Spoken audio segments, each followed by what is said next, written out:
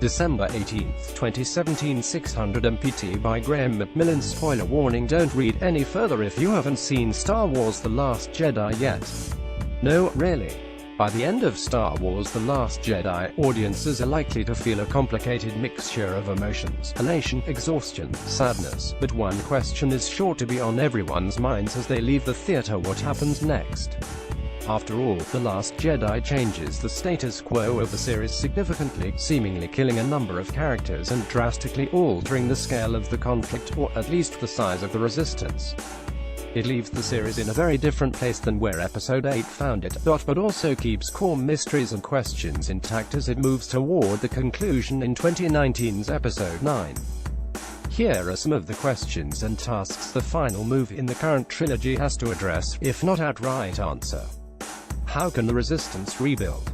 It's not just that the Resistance is now small enough to fit on board the Millennium Falcon, and a Falcon filled with porgs. It seems the end of The Last Jedi suggests that the galaxy isn't prepared to put itself at risk to fight the First Order.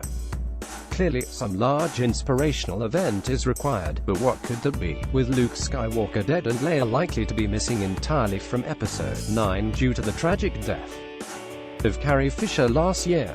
That said, an in-universe death of Leia off-screen between movies could provide a do-it for Leia's memory motivation, as cynical as that might be.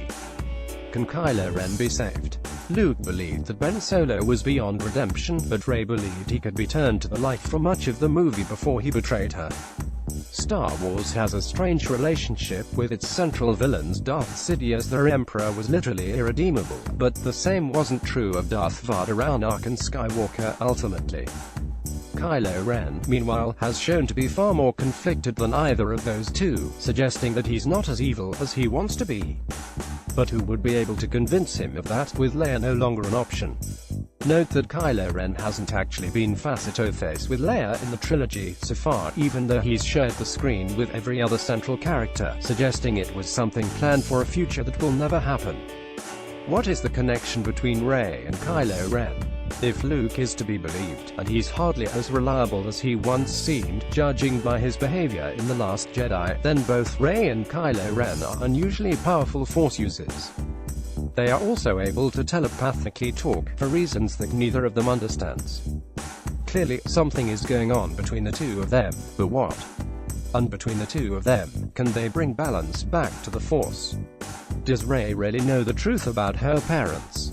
Kylo Ren told Rey that she knew the truth about her parents, but there was an obvious out given just earlier in the movie. Supreme Leader Snoke admitted to playing with both Kylo's and Rey's minds when they were talking, which is when Kylo saw the truth about Rey's background.